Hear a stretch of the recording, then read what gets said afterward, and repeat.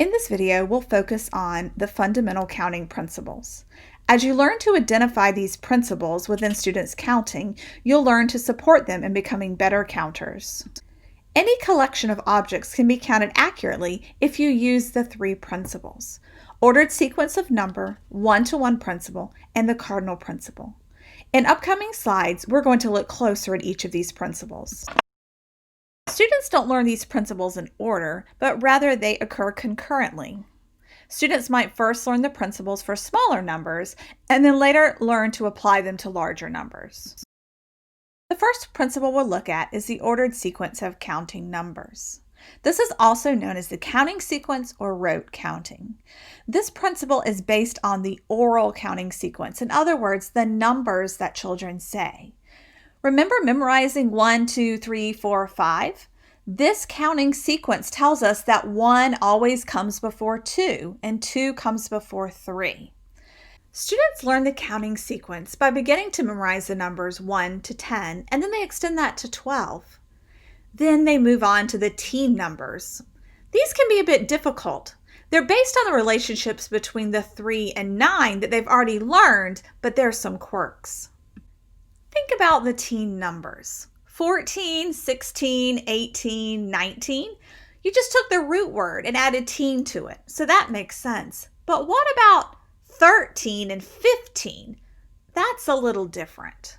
As students learn the counting sequence, it's common to hear them say 3-teen and 5-teen for 13 and 15. After kids have learned to count to 20, then that sequence begins to make more sense, and they're able to generalize that rule. They realize 21, 22, 23, 24, 25, 26, 27, 28, 29. Oh, there's a pattern. That relates back to the numbers I already learned.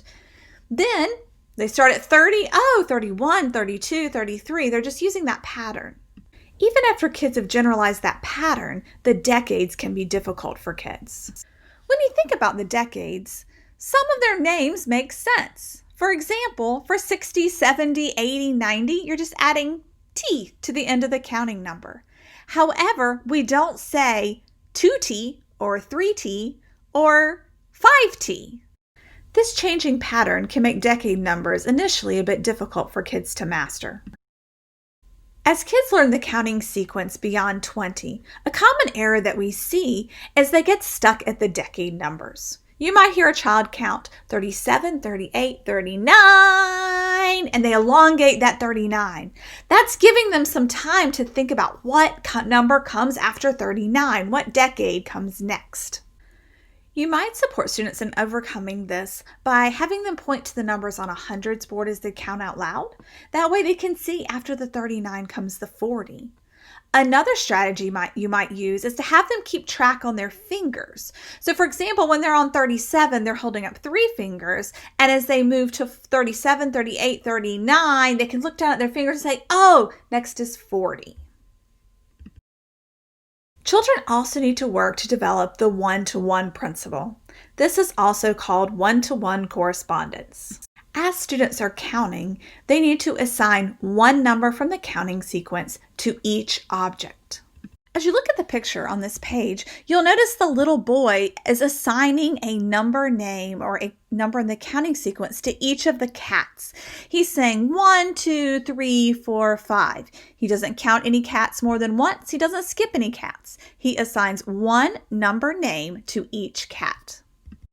This young man is showing that he understands the one-to-one principle. In order for kids to be able to count objects using one-to-one correspondence, they need a way of keeping track or a way of organizing their count. Some common strategies we see children use for organizing count is arranging the objects in a line or an array, moving the objects as they count them, pointing to objects as they count them, or picking up objects and dropping them into a bag. All of these are strategies to help children keep track, in other words, to organize their count. This keeps them from counting some objects more than once or from forgetting to count an object. If I wanted to use a counting mat like this one with a slide, I would start with all of the bears on one side of the paper, making it look like they're on top of the slide.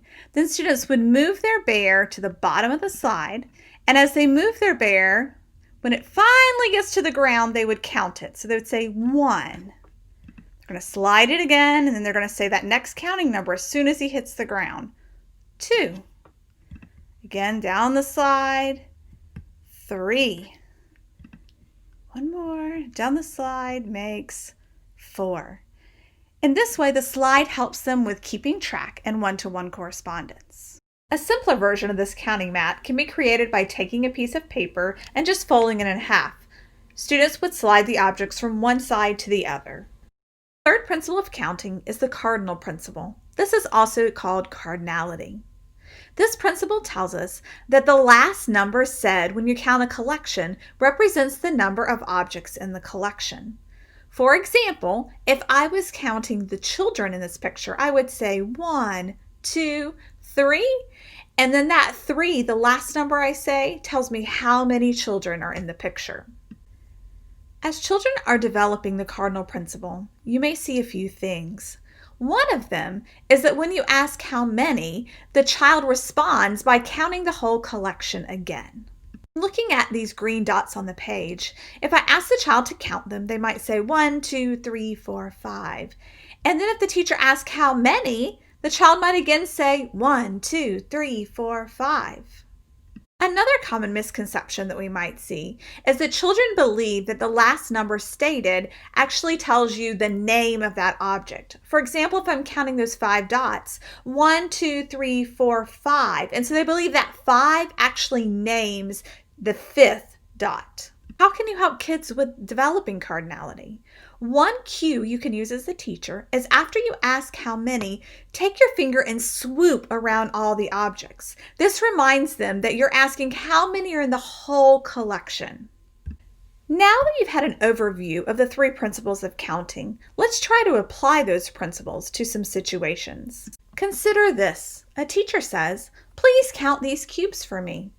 And the child says 1, 2, 3, 4, 5, 6, 7, 8. Then the teacher asks, how many are there altogether? And the child says 8. Let's now think about those counting principles. We'll start with the sequence of numbers. As I look, I can see the child said 1, 2, 3, 4, 5, 6, 7, 8. So that tells me the child knows the ordered sequence to 8. Now let's check for one-to-one correspondence. I'm going to be looking to see if every time the child said a number, they pointed to an object. I see on 1, he said 1 and pointed to 1. 2, 3, 4. Notice that those touches did not align with one object. There were actually extra touches. Also, the touches were not aligned with his speech for 5, 6, 7, and 8. So that tells me that the child has not yet developed one-to-one correspondence.